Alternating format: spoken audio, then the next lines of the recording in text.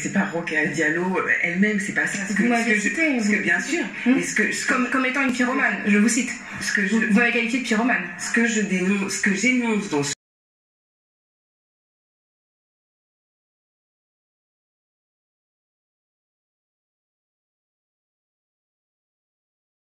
Salut à tous, je vous refais une petite vidéo express pour vous parler de nouveau, parce que j'ai déjà fait une vidéo, vous reparler de Rachel Kahn, qui refait polémique aujourd'hui, 16 avril 2021. Alors, Rachel Kahn, elle refait polémique aujourd'hui, pourquoi? Parce qu'elle a retweeté un tweet de la LICRA, dans lequel la LICRA comparait Rachel Kahn à Rokhaya Diallo. Alors, elle avait fait un montage dans lequel elle a inséré une photo de Rachel Kahn sur un encadré du magazine Time et dans lequel était écrit antiraciste de l'année.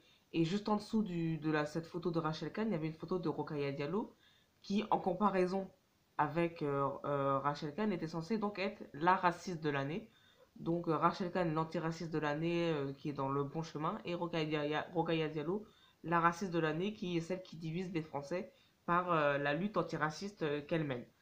Alors, il faut savoir que Rachel Kahn, elle a déjà fait polémique, ça fait quelques semaines d'ailleurs qu'elle fait polémique assez régulièrement, parce que elle a sorti un livre il y a quelques semaines qui s'appelle Racé. J'ai fait une vidéo sur ce livre que j'ai lu, et dans ce livre, elle développe l'argumentaire selon lequel il y a un vocabulaire développé par les membres de la lutte antiraciste, et que ce vocabulaire, il divise les Français et il n'est pas universaliste comme le conçoit la République française.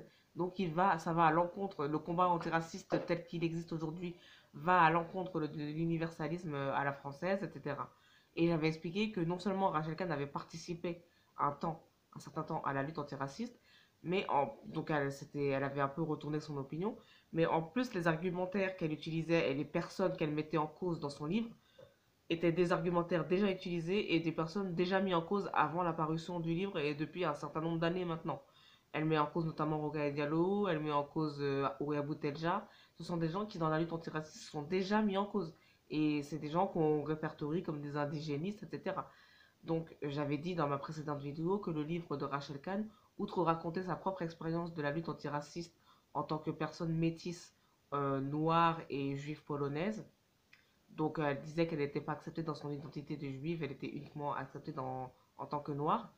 Outre raconter cette expérience-là qui est dans l'introduction du livre, tout le reste, tout l'argumentaire, moi j'avais trouvé qu'il n'apportait rien au débat sur la lutte antiraciste et que c'était prendre le risque de se faire aliéner toutes les membres de la lutte antiraciste contre elle et de se faire instrumentaliser par la droite et l'extrême droite et les médias pour en réalité ne pas apporter grand-chose au débat. Donc elle avait pris un risque, à mon avis, trop grand pour ce qu'elle apportait au débat. Et donc ce tweet-là qui a été fait par la LICRA, donc qui divise un peu, qui met deux noirs comme ça en disant cette noire elle est bien, cette noire elle est pas bien. Donc on distribue les bons points et on vous dit cette noire c'est bien, cette noire c'est pas bien. Il faut suivre cette noire c'est un bon exemple et cette noire non. Rachel Kahn a retweeté ce tweet. Donc à ce stade-là, moi je ne comprends pas ce que veut cette personne, où est-ce qu'elle veut en venir. Je ne comprends pas parce que elle est juriste, Rachel Kahn. Donc normalement, dans sa parole, normalement, elle est censée savoir ce qu'elle dit. Elle est censée non seulement être cultivée, mais en plus, en termes de raisonnement, savoir ce qu'elle dit et savoir quelles conséquences vont avoir ses paroles. Donc moi, à ce stade, je ne comprends pas la stratégie de Rachel Kahn et je ne comprends pas pourquoi elle s'en prend à d'autres noirs. Dans la vidéo précédente, j'avais en plus dit que pendant sa promotion, elle s'en était pris aux cheveux d'Assa Traoré pendant la promotion dans les médias français. Alors qu'on sait qu'aujourd'hui, dans la lutte afroféministe, le problème des cheveux, c'est un problème soulevé, c'est une problématique qui est soulevée, qui pose un problème pour les femmes noires en France. Et elle s'est attaquée comme ça aux cheveux d'une femme noire dans l'espace public.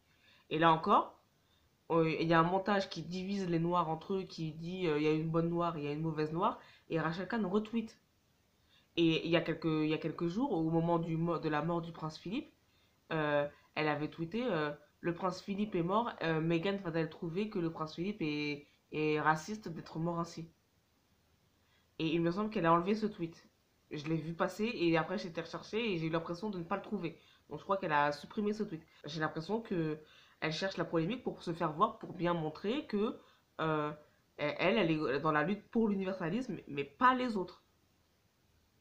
Moi, je conçois qu'elle ait une opinion peut-être un peu différente, mais dans ces cas-là, qu'elle ne s'attaque pas aux autres courants de la lutte antiraciste. Dans ces cas-là, qu'elle dise, je me détache de ce courant, mais ce courant existe, il y a des choses bien, il y a des choses pas bien, parce que la lutte antiraciste aujourd'hui, non institutionnelle, elle a des arguments, hein, elle apporte des choses, il y a des arguments, elle développe des choses, une réflexion.